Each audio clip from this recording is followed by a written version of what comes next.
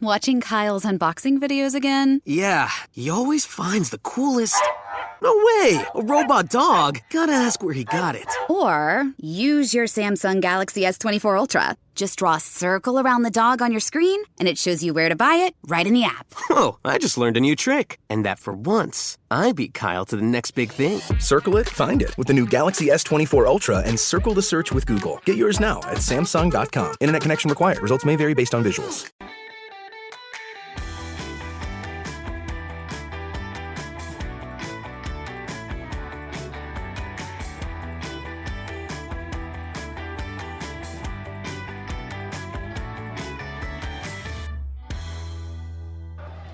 Hello and welcome to It's Only a Game. In a week where Man City fans were drinking in the goals with pints of Erlinger all round, Arteta's young guns cannon their way further clear top of the league, as it's not a happy St Patrick's Day at Palace. A late miracle for the Saints, and a remarkable rant leaves Spurs contained their blessings for a potential Poch return. Meanwhile, Potter's magical game at Chelsea didn't quite work out, as their wizardry was equalled by Everton playing The Sims. Mellon's out in Birkenhead, but safe to say they're not the only person who'll feel a bit of a boob at Tranmere this season, and the reliant Robin, Charlie Austin's stone-cold finishing was only a minor point, as he scored all four in a late stunner of a 4-4 draw with Dale. Speaking of draws, there were more European draws on show this week than the Hunkermoller store, if you know you know. Whilst Bayern lost once more to Bayer, will it not be 11th heaven for the beleaguered Bavarians? Barcelona made Real Madrid and La Liga look meagre, as they pulled clear with an El Clasico win, but Don Carlo settled old rivalries against Klopp's Red, as their Mickey Flanagan, not just out, but out of all the cups, uncharacteristically in March. Hopping over to Italy, Juve beat Inter in the Derby d'Italia with a Kostic pattern, and Lazio from Milan in Udine, but Ibra eventually scores from the spot. Runaway Napoli, Osserman, Kvaradonna. Couldn't think of anything clever to say here, even though I wanna. We're joined by Deck and Greg. How are we, gents? That was absolutely incredible. Yeah, I'm blown away. That was the best intro of Jeff Stelling can retire now, I think. Waiting for the computer to upload, I thought, let's do something different. Don't expect it every time. That was exhausting. Is your computer from 1974? Because that would have taken me all day. Was it ChatGPT? Just put it on there. No. Is it powered by CFAX or something? Yeah, I will show you now. That obviously, audio medium, so not going to work for our listeners. They probably switched off and listened to that, but I can show you now. That is. You can tweet it out though. Well, the whole lot there. There you go. That's good. You can pay Elon Musk a pretty penny, and you can put all of that on one tweet. Yeah. Absolutely, yeah. There's a little bit of controversy. Yeah, sure. Keeping all our cultural references, lads. How are we? Doing well. I don't know if we mentioned on the pod that me and Shell are expecting a little one. So August is the due date. So we're just painting, decorating, all sorts for that. But yeah, we're good. Really good. How are you, Deck? Not been as busy as you've been, Greg, by the sound of it. He's been giving birth to the podcast. We're not going to go there. Yes, indeed. Medical condition, Jimmy, medical. Yeah, all good this end, gents. A busy week for a Tranmere fan. I think we'll go into that a little bit later on. But ticking along, gents. Ticking along. Counting down the days to half term. All good, absolutely. Well, I mean, where to start, really, in a week of football that happened. I think the perfect place to begin, perfectly honest, is Antonio Conte. What? I mean, that was weird, right? You know, Spurs go to Southampton, 3-3 draw, late penalty, dubious penalty, but, you know, Spurs being Spurs have their ups and downs. And what are we thinking about that with the actual in-contract manager in a post-match press conference? I mean, it's Antonio Conte. He's got a history of this. Let's be fair. Never mind, it's the history of the Tottenham. It's the history of the Conte to do this kind of thing. But I was personally baffled by his decision to go all-out war and choose violence against the entire club. I don't know what we all think of him. I don't know. I think, obviously, it's a bit of a weird approach. As you say, he's got a history of doing it. I don't know whether he's done it maybe wanted a reaction from the players. Because again, you know, Spurs have not really done what they set out to. I know. Obviously, the top four there, but they've spent relatively big money again. And it's that kind of, I don't know, since the ground move, they just haven't quite ticked along. They've had many big managers, big players going through. Yeah, you've got your Kanes and so on, but I just don't know what it is with Spurs. They seem to be, I know obviously Arsenal are doing very, very well this season, but they've almost fallen into that trap of just being a slightly above average Prem side for the last sort of 5 or 6 seasons. And I don't know whether that's him kind of going, I can't do any more, or this isn't on me, this is something deeper than just the first team manager. I really don't know, but bizarre. Very, very bizarre. I mean, I'm just looking at the league now, actually. So Tottenham are 4th with 49 points. If they keep him, if, say, hypothetically, they keep Conte until the end of the season, does all this get forgotten about if they get Champions League? I wonder. What do you think, Jim? Anybody even? Well, obviously, it's minimum expectation with Spurs at the moment these days, certainly with the new stadium, with the squad they've got. I think Daniel Levy and the board will say minimum expectation is to get Champions League football. I think minimum expectation from Conte himself. He's a winner at the end of the day. Let's not forget, he's won the league at Chelsea, turned Victor Moses as one of the best right wing backs in the world. So, you can't be a rubbish manager and do that. He's won things obviously with Juventus. He won the league with Inter and Serie A before it all went sour. He had the chance to take the Spurs job in that summer, but he turned it down before obviously taking over from Nuno a bit later on. I don't think this gets forgotten about, because how many managers do we know that come out and speak so against the club that they're working at? I personally, and I take the view of, and I'm going to say it's Dan Griffin on Twitter, responded. We put it out on our podcast the other day. Dan Griffin, or at Dan Griffin 21, says, I think it's simultaneously a venting of frustrations and an attempt to get sacked. Some players will be shamed into self-reflection and improvement. Some will simply down tools. Either way, it's been obvious for ages that Conte doesn't want to be there, so why drag it out? And I think on that point I have to agree. I think, when's the last time a manager resigned from their post in the Premier League? Probably Harry Redknapp when he got a knee injury at QPR, because the money's so big now to get sacked. He doesn't want to give up that payday. If he can't get it right with his Spurs squad, he'll just persevere and keep making, silly mistakes, or not intentionally. I don't think on the pitch he's trying to get sacked, but I think off the pitch he certainly is making a case for it by just coming out with, look, there's passionate football people all around, and there's, you're going to react in an emotional way. We know the likes of Mourinho and Klopp and the very best managers, they're all winners. They're all so driven to win. We get it. But there is a level at which there's a difference between being frustrated and literally calling out your players, you're bored. Like practically the tea lady at the club, everyone just got served up and slagged off in this press conference, and I just find it.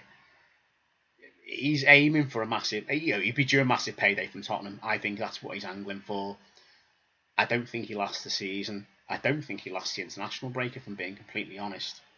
And if Spurs keep hold of him, then fair play. They've shown a maturity about it, but even if they come top 4, I don't think this gets forgotten about. I think he goes the end of the season, even if he does stay till the end. I don't think he's going to stay beyond this year now. In a slightly controversial turn, is he speaking some truths in a way of, I mean, my view in terms of the press, social media and so on, there's ways and means in which you expose people. But is it a thing of that he's almost backing all of the previous managers, previous attempts, previous players, etc., and trying to out the regime that's there at the minute and saying, listen, this is why, almost a bit of a justice to the fans, this is why we're not challenging every year. We're in and around the Champions League. They're never going to go and win the Champions League the way they are at the minute. They're not, for me, that kind of winning club. And I agree with you, Jimmy, in terms of him trying to obviously force that payout and kind of find can't even say an easy way out, but a unique way out, where he's basically serving himself up to be within the sackable position. But is he kind of opening up on some kind of unwanted or unlike truths that maybe the Tottenham fans need to hear as to, right, well, actually, it's not just on the players or it's not just on me, but as a whole system, we're not working. Maybe our focus since the ground move's been on, NFL games and having this and having that and being this all-round club, but we've taken our eye off the ball in terms of being a top Prem side. I don't know.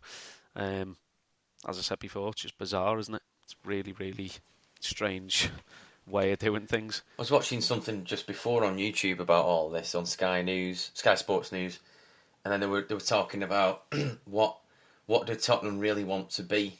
Like, what are they if they're not? Because they were sort of insinuating that they haven't given him a lot of money to spend, but I'm not really clued up on Tottenham. I don't know if they have or they haven't. I'm not too sure. I think they were insinuating that other teams have spent more, possibly, but so they were saying, what do Tottenham really want to be? Because if they're not giving him the money, or if they're not backing the manager to sort of compete with Arsenal, Man United, whoever, Liverpool, whoever's up there, then what do they want him to do, really? Which I thought was quite interesting in terms of, it's like you were on about expectations before, Jim. Like, they're probably thinking, well, I don't know what they're thinking, really, because is it just top four? Because they can't, to be realistic, do they really think they can challenge like Arsenal and Man City at the minute? I don't think they can, do you know? With Harry Kane or, I don't know. I mean, take Kane out of that squad for a minute, and where would I know he's a Spurs player, and you could say that about a lot of sides, but take Haaland out of the City squad, they'd still probably be up and around there. Take Arsenal's leading goal scorer out, they'd still be up and around there. Take Kane out of the equation, where would Spurs be this season? Mid-table. Like, they're not a balanced side at all. And yet, in comparison to other top sides, yeah, they probably haven't spent as much, but that's not the be-all and end-all for me. I think some of that has to come down to, kind of managerial. Still, your recruitment's got to be a little bit more savvy rather than just going and splashing hundreds of millions of pounds on players. I mean, if you look at Richarlison, I can never pronounce his name. He went from Everton initially, did very, very well, and from what I can see, he's tailed off a little bit. What's done on there. For me, he was a tracking sign, and that was a brilliant kind of move for him. Where he's going, he's got a chance of, no offence, Jimmy, but a chance of Champions League football, of being in inverted commas, a top Premier League side. Is there something going on behind the scenes? I really don't know. I'm asking more questions than I'm answering. I realise this. In isolation, it was, from my perspective, they got him on the cheap, but it was still 60 million quid. Now, there aren't many clubs out there, and this isn't to try and throw it back at Conte and to try and defend the Tottenham board, because I do think they invest less in the squad. I haven't got the figures in front of me, than, obviously than the City and Chelsea and United, but those three are in the stratosphere compared to even, if you speak to Liverpool fans, they have a problem with the investment or lack of in their club. Arsenal fans, they've done things. They've had a good couple of youth players come through. They've been able to get players from City. They've been able to, recruit a bit more savvy, as you say, Declan. I think that's this season that will have impacted Spurs fans in particular. They'll have seen their neighbours. They'll have seen their biggest rivals. But they may actually win the league this year, and they're hating that, and they're seeing the fact that they're not doing what. Look, Arsenal are doing what Spurs have wanted to do for years: recruit smartly, build with a young manager, and play good football and win games and maybe win the league. It's hard to say. I mean, yeah, Richarlison started a cracking signing, but still, somewhat unfortunately, I think the other week he got a goal ruled offside, but he hasn't scored a league goal for them. He scored a couple of European goals against Marseille, I think it was, in the Champions League. He scored a league goal. Now you can say, but Kane's there, but Kane's hit some barren spells at times. Son's not been on the form that he, and he's had his injuries as well. And a signing as well. I mean, to tie it in, I know we speak about this club quite a bit. To tie it in though, Yves Bissouma. Where's he been this season? He was a big money-ish signing from Brighton, a club that you have to say, if you're going to model your recruitment on, they're a hell of a club to do it.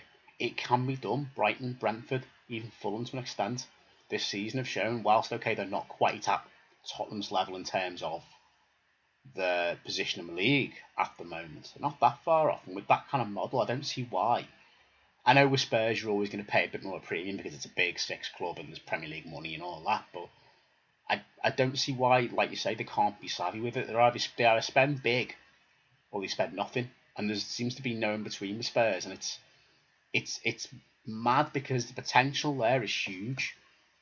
At that club, it is absolutely huge. But I think we mustn't forget as well, a bit similar to when Arsenal first moved into the Emirates, that the spending will sometimes whittle down because, I mean, I don't know if they paid off the stadium or not, but I know they're getting the NFL, I know they're getting, a lot of things in for that stadium, and it is a fantastic looking stadium from what I've seen. But when you're paying off the new ground, and I'm sure other clubs, including my club, will find themselves in the coming years, that it's hard to keep competitive on the pitch sometimes and spend the way you used to when you're paying off a new stadium as well. So I don't know if that's been factored in for, I don't know if that's what the board are kind of doing, but Conte doesn't care about, 10 years time, we need to be finishing off paying off this debt on the stadium. He cares about, I want to win trophies now. And that's, the majority of managers don't look that far ahead because in the end it's their job on the line, isn't it, if they don't win something. I mean, you look at Southampton, I'm just looking at that particular score that you were talking about. Southampton, bottom of the league, aren't they? It's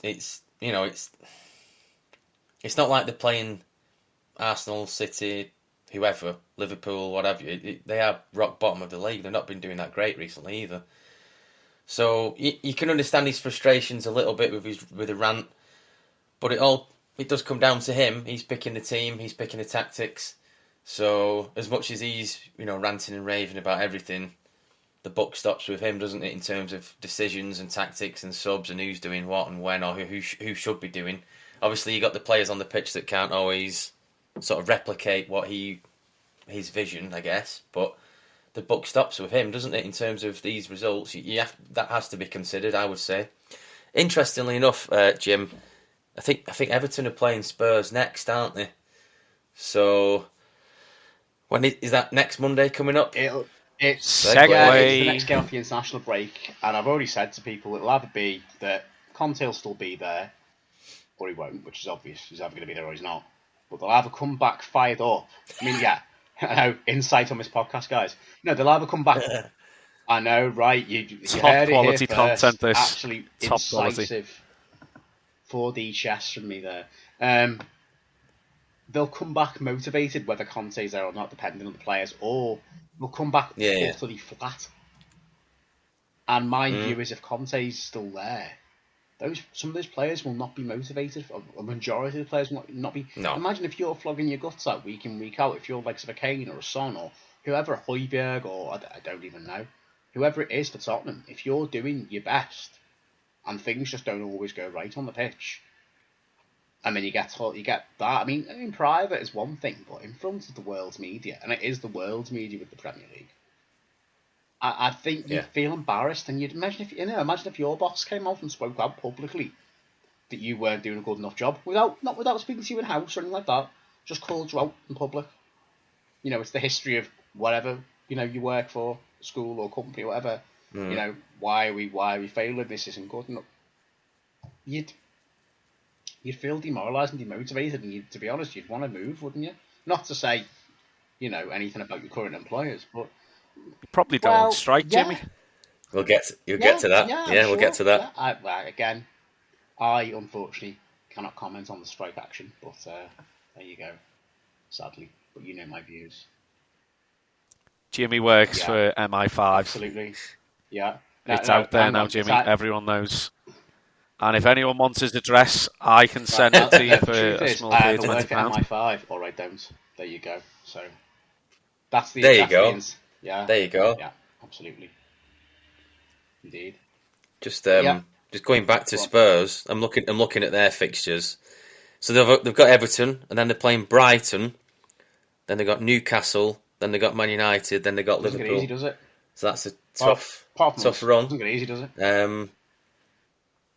Well, we could look if they want to stay. We could win that game, but we could do. Conversely, we could win that 3-0, lose that 3-0. No idea what's going to happen in that match. It depends what Tottenham turns up. Depends which Everton team turns up. No, I think. Yeah, but if Tottenham want to stay in the top four, they've got to get some results out of all that. Newcastle, Man United, Liverpool, and I'd even say Brighton. I'd even say Brighton. They have to beat Brighton. Newcastle's games in hand. That puts Newcastle in the driving seat for the top 4. Well, this is it. I know they've been on a bit of a dip, haven't they, recently? They've won at Forest the other night with a late penalty. Oh, of course. They look all right. Yeah. But, yeah, it's a funny one. Tottenham Hotspur's a funny football club. You know, I know a guy when we go on holiday, big Spurs fan, and it's like, oh, I have met him, yes, in the bar in Greece. Yes. I thought you've met him, yeah. I forgot his name though. Rob. Yeah. That's it. This is sounding more and more dodgy as the story goes. Jimmy knows someone, then he paused, who he knows from holiday, then he paused, and now Greg knows him from getting in a taxi in the middle of Greece. So what's going on, lads? We had a couple of lads' holidays. And where was the invite? A couple of lads' holidays over in Greece at the place where my dad's got a villa. About 7 years ago. And there's a guy who runs a bar in the local village that we just chat to, an English guy, and he's a Spurs fan. I tell you, we one thing, Jim, just whilst we're on that, we watched Wayne Rooney's return game to Everton in that bar, didn't we? We watched the away leg of Hajduk away. Because I went to his first return was against Ružomberok of Slovakia at home. I went to that game. Then I remember it was weird. I watched the Ružomberok home game live. Then I watched the away game in Boston in a pub in the not Lincolnshire, US. Then I saw the home game at home, and then the away match against Hajduk Split was in Greece. And I forgot we'd scored, because I think I'd had a few drinks, turned around, and then he who shall not be named, because he's potentially under investigation for some stuff, scored me off Wayline or something. It was weird. Anyway, yeah. Anyway, strange times. Massive segue, completely pointless. Anyway, yeah. Sorry. You know, Let's get back. I'm sure they're a funny club just from speaking to supporters and that, because they are a huge football club. I don't think anyone... I know Arsenal fans and other top 6 supporters go, they've won nothing for years. They've won 2 League Cups since 1999. Well, that's more than the majority of clubs have won, to be fair, because only one club can win the league each year. And when you've got someone like a United in the past, a City, a Chelsea, you know, I'm not being funny, but people seem to forget only one club can win a trophy. You can't share. It's not like the Charity Shield where you used to be able to share it. So, I get it. I mean, look at how much Liverpool dominated for like 3 seasons, and they only just broke in and won it. And how long did it take them to get back into winning ways with that? Do you know what I mean?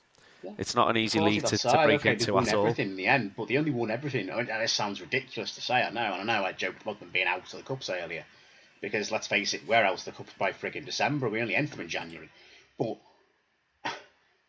For them to have had the quality team they've had and only win the league once, Champions League once, Club World Championship once, FA Cup once, League Cup once, that's not vintage when you consider the quality of the team. But that shows the standard you have to be at to win it at least once. And Spurs haven't been at that level. The 2019 Champions League final showed, as good as they were, they bottled it that day, they didn't turn up. And that was, you know... Yeah. So, it's tough because they're a good side, but go on. Pre-Brown move, Spurs were always recognised as your kind of, you know, eternal Premier League member, if you like. Until they got the ground move, were they seen as big of a club as they now are? I'm not saying, for any Spurs fans that are listening, by the way, that since they've got the bigger ground that they've had a load of people jump on the bandwagon and become a Spurs fan and this, that and the other. Not that at all, and I'm sure that, you know, the old ground was oversubscribed and whatnot. But were they actually that big top side that now that they have the ground, the infrastructure, the this, the that, are they still in that process of trying to fill the bigger boots of that real top showcase, look at us, proper modern football club with every bell, whistle, you know, everything that you could imagine? I don't really know. Do you know where I'm trying to go with that? I don't really know how to word it. Like, are they now being perceived as being a bigger club because they've got the infrastructure of the bigger clubs, if that makes sense? Possibly. I remember when, going back a little bit, but I remember when Rochdale played him in the FA Cup about 4 or 5 years ago. We played him at Rochdale and it was 2-2, but they still had World Cup international players. They still had that. They still had, what's his name in there? Was it Lloris? They've got Kane. Son was there. I felt it. I was like, this lot, the bollocks. You know, you could just see them all in the clobber and the fancy boots and all sorts. I thought these lot are going to destroy us, and they didn't. And there were a few games. Yeah, they destroyed. Oh, I remember that one. Sorry. Hilarious, to be fair. The shout. I think they went through a weird patch of smart. I think Newport. They might have played Newport, and Newport drew with them. So I think there are teams that look at them and go, we'll have a go at you. Some of them, you know, Newport is an example. I remember that one. And then obviously we know the phrase that Fergie came up with. It's just Spurs. He used to say that, didn't he? To Keano and all them lot. It's only Spurs, lads. So obviously that's a different time of football, different period in terms of Ferguson and United doing well and all that lot. But they must have been thinking it. They must have been thinking, we can turn these lot over. It's fine. Back then, So, like Dex says, are they still transitioning to be this mega club that hasn't quite got there yet? I don't know. What do you think, Jim? I think the first breakthrough that comes to mind is Spurs were always kind of also ransom league up until, you might remember, Martin Jol was in charge, and it was the Lasagna Gate year, 2005-06, when Arsenal picked them to 4 from the last day, the final game at Highbury. Spurs went to West Ham, lost 2-1, half the team were out with like lasagna food poisoning or something, and Arsenal ended up, and it was like that old Spursy thing, but at the same time, it was the first time you felt actually Tottenham are living up to that name, because for years they were just kind of around the place. They never really made Europe. They were just kind of there. They were kind of like ourselves, and well, actually I'd say they were probably below ourselves and Villa for a time, in that. Fantastic biscuit content, by the way, lads. We are an audio podcast, I may remind you. If you want to set it up on YouTube, I can unmute myself and we can play That's the Biscuit by How Loud the Crunch Is, if that's what the listeners I don't really listen want. to anyone munching on biscuits, soggy or otherwise. But yeah, I think that was a turning point, and for the following sort of 10 years after that, they did proceed to be a solid side. Don't forget, they were challenging. They were Leicester's nearest challengers for the title. Okay, they came third in a 2-horse race in the end. Again, brings the whole point home about being Spursy, that whole thing. But they did spend a consistent 10 years at White Hart Lane being a really good side. Harry Redknapp got them Champions League, beating Inter Milan, Gareth Bale breaking through, knocking AC Milan out the Champions League, which they didn't do this year. And just having a series of good top quality managers, cracking players. I think I know what you're saying in that, does the infrastructure make them feel bigger than they are? But I think it's a foundation that's been built on for a good decade beforehand. Let's not forget, I think it's their last season at White Hart Lane. I don't think they lost a single home game in the league, which goes to show they were obviously a very, very good side, even before the ground move and the fact they could sell out Wembley and stuff. But yeah, I see what you're saying. I agree with that, Jimmy. Where you're saying, go on, sorry, yeah. No, I was just going to say, I totally agree. I'm not, saying that it's down to been a flick of a light switch. Look, we've got this great new ground and with this and with that. Obviously, they have been consistently above average, and as you say, some seasons where they have been a real threat. But you kind of look at it and you go, right, you look at your Prem and you've got, your traditional, in inverted commas, traditional top 4. I think up until maybe 12, 18 months ago, United had dropped out of that, and there was almost a gap in the market. Are United back? I'd say they're on the way, and obviously if the takeover happens and whatnot, they're going to be right back up there. And it's that kind of competitive market, isn't it, where there's kind of your top 5 always, and of that, 4 always get Champions League football. It's very rare that someone new kind of breaks into that bubble. And like Spurs are kind of, for me, kind of teetering on the edge. They're in 4th spot at the minute, and they may well hold out on for that for this year, but they wouldn't be someone that I'd straight away go, right, they're guaranteed top 4 or they're guaranteed. I think they're still just on the edge. And is it going to be a case of they're going to almost have to wait until there's a gap in the market again before they can break through, or I don't know. But generally, as a club, I mean, you'll all know I don't follow Premier League football, with that much interest. But as a club, I do quite like them. I think the fan base is generally okay. Tottenham in terms of an area in London. You know, it's not kind of, I could be completely wrong here, but in my head, it's not a particularly wealthy part of London. It's quite a working class club, if that makes sense. And you know, it would be nice to kind of see them come to full fruition at some point. Just whilst we're still on Tottenham, I think I was listening to, I can't remember which podcast it was. It might have been James Richardson, and they're on about Harry Kane. Will he move in the summer? Things like that. And they were talking about other English strikers that Tottenham have had in previous years. So they came up with Teddy Sheringham, and they're on about Teddy Sheringham knew when to leave Tottenham. He knew when to go.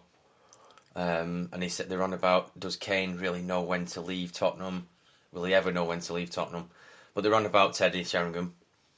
Left Tottenham to go to Man United. I think he won the lot at Man United, and then he came back. So, you know, it was interesting listening to that, because Kane, obviously an intelligent player, things like that. He'll have an agent, all kinds of things like that. Does he know when to move, or is he going to stay there? Do you know what I mean? Because if it gets, you know, does it get? Go on, Jim. With Kane, he wants go for it, didn't he? A couple of years ago, it was quite clear he did that interview with Gary Neville. He was on a move to City in 2020, 2021. Not sure when it was. It was quite clear he didn't turn up to training, didn't play the first match of the season, which somewhat ironically Spurs beat City 1-0 at the Tottenham Stadium. But then he managed to have an agreement with the club. I think it's one of those where the club must have given them their word that, look, we're going to do this and do that and give us another year or two or something. And it's a funny one now because, I mean, as well, it shouldn't be forgotten with Kane, his agent is his brother. And his brother's got one client. His brother Charlie has got one client. It's Harry. So you do wonder sometimes what his brother does on a day-to-day basis, because clearly there's not a lot going on. I think he knew when the right time was to go, and I think he's missed the boat personally in terms of a Premier League move. The only move I can see happening now is possibly Man United, but would they pay a massive premium for him now when they can go out and get somebody from abroad probably cheaper? If I'm Kane, I'm looking at someone like a Bayern Munich and going, Lewandowski's left a massive hole there. They might not win the league this year. You're guaranteed silverware. Okay, it's the Bundesliga, it's a different league, but you know what? Silverware. If I'm him, but then it's moving your family, it's all that, isn't it, as well? So he'll have a lot to consider, but it is getting to the point now where I do think I know, and I hate saying this, I hate touting players to leave clubs, because, you know, we're all fans of clubs that will have their best players sold on, whatever the level. But I do think for him, if he wants to cement himself as, I mean, he's always going to be one of England's best ever strikers, but he needs to win something in his career that isn't like a individual honour. He needs to win a trophy somewhere in his club or internationally to really fulfil that career that he's had. It's a good question you got there, Jim, like in terms of Kane winning silverware, but what would be justifiable silverware, do you think? What is I've stayed here to win this. What is it that's I would even say realistic for Tottenham? What do you think is justifiable? Like, I've stayed here because I've won this. Do you know, to look back on once he's retired or anything like that? What do you think? He could drop to the under-22s and play in the Papa John's Trophy. There you go, Papa John's. I mean, yeah. There you go. There you go. So, if you're listening, Harry, sack your agent. I'll quite happily sit on my arse and do nothing and take quite a lot of your money. And I'll sort you some silverware. Not a problem. They did win the Audi Cup in pre-season a few years ago. But I think at this point, anything, I'd have said years ago, it has to be an FA Cup or a league title or a Champions League or something. But now it is at the point where it's like, and they're out the European Cup, they're out the FA Cup, they went out to Sheffield United. Yeah. They obviously, Man United won the League Cup. They're not going to win a trophy this season. They're not going to win the league. They're miles behind Arsenal and Man City. So at this point, you think, if he's there next season, anything. But just, even if he has one last hurrah, wins the League Cup and then moves on, anything will do at this point for him, really, because it's crazy. I mean, it feels like, and this is a somewhat harsh comparison, a bit like Shearer at Newcastle. Okay, Shearer won the league at Blackburn, and people forget that he won the league at Blackburn because they just look at his tenure as 10 years at Newcastle and gone, I didn't win anything at Newcastle. Well, no, he won the league, but, at Blackburn. But yeah, he scored record goal scorer, unbelievable, but went with his heart rather than his head and won nothing. But remembered rightfully as a legend at Newcastle and remembered rightfully as a Premier League legend. And if Kane wants to go down that route and be a record goal scorer in the Premier League and be a one club man in inverted commas, has had various loan spells, then that's fine. If he's happy with that, then great. But I think most people's wider perception of him is that, and most people's perception of footballers is twofold, is that you want to earn as much money as you can and you want to win as many trophies as you can. And individual honours and records and goal scoring feats are great, but they're not what you get in the game for necessarily. I think we've covered a lot about Tottenham in that. I don't know how long we've been recording for. I think we should try and tap into something else. I feel like we should have Chaz and Dave on in the background or something. We've done that much Spurs content. One thing I'm interested in, and I've got two Tranmere fans here, or two people that watch Tranmere. Micky Mellon has been sacked at Tranmere Rovers. We'll go to Deck. Has he? Mellon's out. Mellon, get your Mellons out. Lads, what do you reckon? Mellon has gone from Tranmere. Good call. Do you know what? I'm going to let Jimmy take the initial thing on this because I feel like I might go off on one for 5 minutes. So, Jimmy, you throw everything you want, and then I can happily end the podcast on a 5-minute rant. As you know, and everyone will turn off for a while for various reasons. Not because I don't want to come back, although to be perfectly honest, it's been utter shite for a while. I went to the Walsall game in January, and that was a 1-1 draw, but dreadful game. Not least because we got turfed out of our seats by those guys. But that's besides the point. They're not listening, it's fine. But there's something, and you could sense at the start of the season, and for the last year or two, the recruitment's gone weird. Like, there's no strategic joined-up thinking, whereas there was. Weirdly, the most joined-up recruitment, I think, from my experience I've seen at Tranmere, was when we're in the National League. There was a plan, there was a style, there was a... Whether it's because having one of the biggest budgets in the league, being one of the biggest clubs in the league, is going to help that when you're playing the likes of, with no disrespect, Bromley, Gateshead, North Ferriby United each week. RIP North Ferriby United, by the way. It's weird. Good players being sold on. Okay, some rubbish ones being sold on as well. But, players being sold on for profit and then loan players being brought in who've had very little experience in the league, and it's just felt very lightweight is the only way I can describe Tranmere Rovers last few years. Meandering, mediocre, just existing, which, just existing in League 2 isn't the worst thing in the world.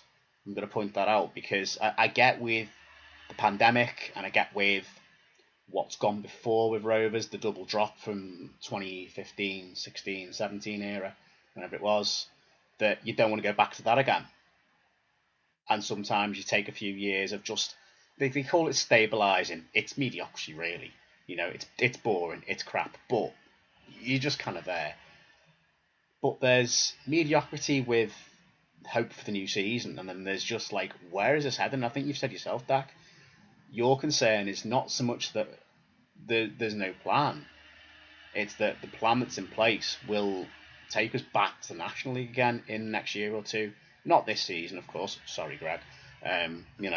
But we're a bit, unless you have some miraculous run in the next 10 games or so, I don't think that's going to happen. But I do get that feeling. There is that feeling around the club of we're just here and things aren't getting any better. And as much as it wasn't working with Mellon, and I know Dak, I'm sorry to step on Dak's toes, and I was going to get into this. It runs deeper than just Micky Mellon. It runs deeper than Ian Dawes and Andy Parkinson, a very good caretaker joint coaches last time they were in the position. I hope they do the same bounce again. I don't want to blame the owners. They've done a lot of good at the club. They stabilised the club. They brought them back up.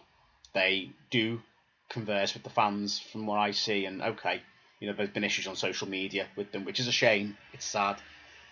But I do think in terms of when you look at some of the owners in the Football League these days, they do seem like genuine people who, obviously Mark played for the club. They're both from local.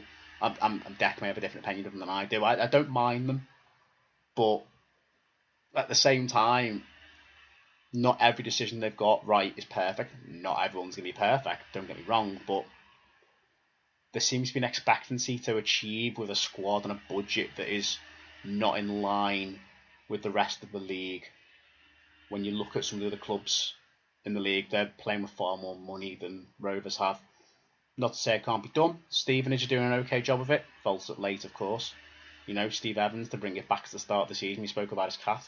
He seems to be doing all right with his team. There's other clubs that are up there as well that you look at and go, how are like Carlisle up there? I mean, because they've done really well, but budget-wise, they can't be doing anything great. But they've recruited well. And that falls as much on the owners as it does the manager, as it does the players themselves, as it does the tactics. There's a whole thing there where something just feels off, and it just all feels very lightweight. And that's the only way I can describe it. But in short, sad but right decision to get rid of Mellon now, because stop the rot before it gets any worse. Are you ready, lads? So, yeah, basically, Jimmy, everything that you're saying, I agree with. In short, I think that was it the right decision to sack Mellon? Probably, yeah. Had he have not had such a fantastic past with us, I think he would have done a lot sooner. Just as a pure kind of business exchange, just looking at results, stats, etc. For our club, it's simply not good enough. And that's not being big-headed. It's not the thing of, oh, well, we've had a taste of success in recent years and now we're going back to, you know, basically making up the numbers in League Two. I fully appreciate that being in League Two in itself is something that other clubs would give, you know, their left arm for. And I appreciate that. But as a club, I think historically we've shown that League One is our natural level. Can we compete at Championship yet? I think in the future we could again. League Two's not our natural level, and I think over the last sort of 10 to 15 years it has become. And as a fan, that's very difficult to kind of accept. If we look at Everton's natural level is Premiership. If Everton were to drop and they kind of teeter between Prem and League and the Championship for 5 or 6 years, and then all of a sudden you're just a slap bang average Championship side, that hurts. Do you know what I mean? I think, yeah, very much so. And, you know, Forest and things like that to an extent as well. You know, if you look at, you know, some big sides like that. I think if we start kind of big and then work our way back into Mellon as just sort of one cog in the works of the club, as a little analogy, as a whole at the minute, all of those little pieces aren't working in the same direction for me. Just from what I can see, that includes the fans. I think at the start of the season, okay, Mark Palios was misquoted in one of his Q&As, which are fantastic that they do with the fans. He was asked what he wanted for this season, and he replied with goals. That was misentailed to the fans believing we were going to go and sign X, Y, and Z striker. We were going to be promised all of this attacking, free-flowing football, and that's what people bought into. The reality of it was, we had James Vaughan, who, by the way, when he was playing for us, absolutely fantastic. Was a job created for him at the club? Probably. Although he's got the credentials on paper to be director of football, he had no experience in doing it, and I think it was kind of an exchange for what was a very sad end to a long but, you know, early cut career.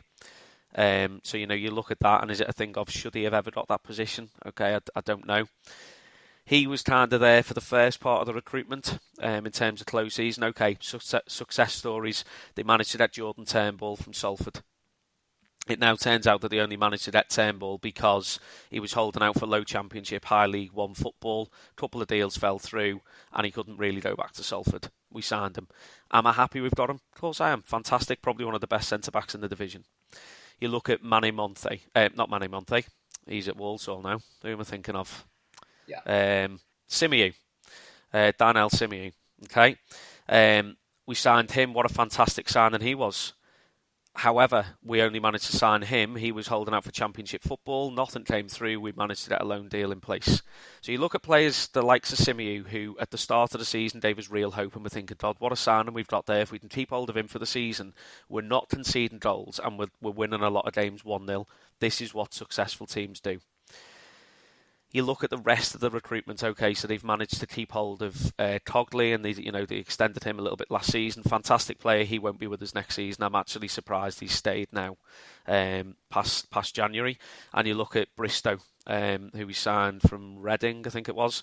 Equally fantastic player. I do think he'll go on and make it in the game. I really do. When you look at the likes of the level that Creswell and so on was at when he was with us, Bristow's got all the attributes to go all the way for me, potentially more than Cogley. Where else have we recruited? We haven't. We signed. I know we'd laugh and joke a little bit about Ross Doohan. We should never have signed him as our first choice goalkeeper. He showed that he had too many mistakes in him. Okay, yeah, the model of buy young and sell on. We've sold him on to Forestry, and he's proven there that he's not got it. He's continued to have bad performances week in, week out, and we've cashed in on him. All right, yeah, good bit of business. But this, I've touched on this before, this model of buying young and developing players works well in a successful club. For me, it's not something to dabble in until you are successful. We've had 2 years now where we've been average. I know obviously we missed out on the playoffs in COVID year, and obviously last season we were kind of in and around the mix and fell short.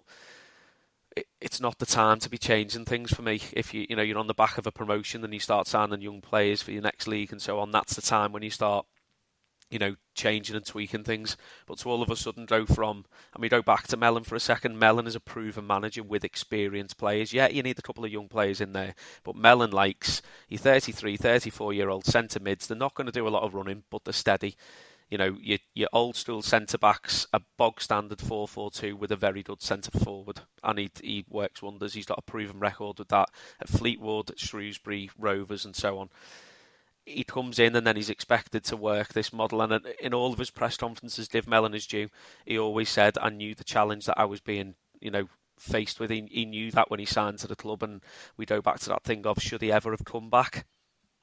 We were all absolutely buzzing. I think we were all still on the high of those back-to-back promotions, but should he have come back? Has he tarnished his previous achievements? For me, he hasn't, but for some fans maybe who kind of live a little bit more in the moment, they're seeing him as this negative manager, boring football, this, that and the other. Look at the squad that he's got. Kane Hemmings has been out injured. It's been a little bit low-key in terms of what's going on there with him, but I don't know what's going on. Hemmings, okay, yeah, all right striker. He's on 8 goals for the season. That's not going to get you anywhere. Leading goal scorer up there with Josh Hawkes, winger. You then look at the rest of the recruitment up front.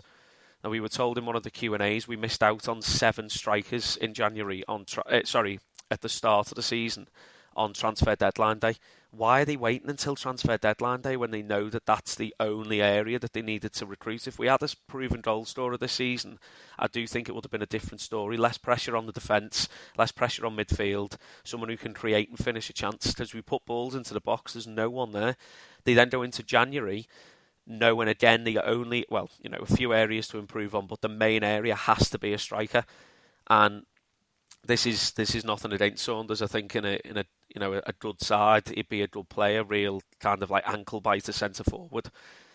But they go and sign him. They've got him, Joel Mumbongo, and Jake Burton up front, who between them have got less than 10 career goals. I just don't. The recruitment has been awful. Has some of that been down to Mellon? I don't know. Is that down to players looking at the club and seeing that we've gone a little bit stagnant? I don't know. The fan base has kind of started to turn on one another. On Saturday, I think, for me, I knew that Mellon was gone before I even looked at the store on Saturday. And there's players fighting each other on the pitch. You've got Joe Murphy, who is obviously part of the coaching setup, being called everything under the sun by one of the wingers. And having a right popper, and Murphy calling him back, and you think that's not, and the fact that no other players interjected, that's not the first time that's happened. There's no way that's the first time that's happened. They're ongoing problems within, whether it be the dressing room or whatever it is, whatever pressure's on. As soon as players start turning on themselves on the pitch, you know that there's big problems. And the end of that game on Saturday was borderline emotional, to be honest, when you've got fans there who 3 and 4 years ago had, physical watermelons caved out as helmets and hats, to wear to the games and this, that and the other, and, you know, give Micky Mellon the freedom of the town and, you know, the big golden key and whatnot outside the town hall to call him for him to be sacked. And Mellon stood there, just, you know, he came on, shook the players' hands and whatnot, and just stood looking at the top. And it was such a, I know I've gone kind of the long way around here, but it was emotional, and it was sad to see. Like, he has and always will hold the club in such high regard. He's given everything that he could to the club, but it just had to happen. I mean, the season ticket sales, without a doubt, would have been through the floor. And I think just from a pure financial position, if that was the football or the approach that the club were going for next season, I don't think people would have backed it. And I think they then would have been, as you said earlier on, Jimmy, about that kind of downward spiral, that could have been a real factor next season. So all in all, right decision, yeah. Is it a nice decision to have made? No. Did I want him to be successful? Absolutely. But I think he's been sold short on multiple levels. Yeah, that's all I've got to say. I think I've filled 10 minutes there. I apologise.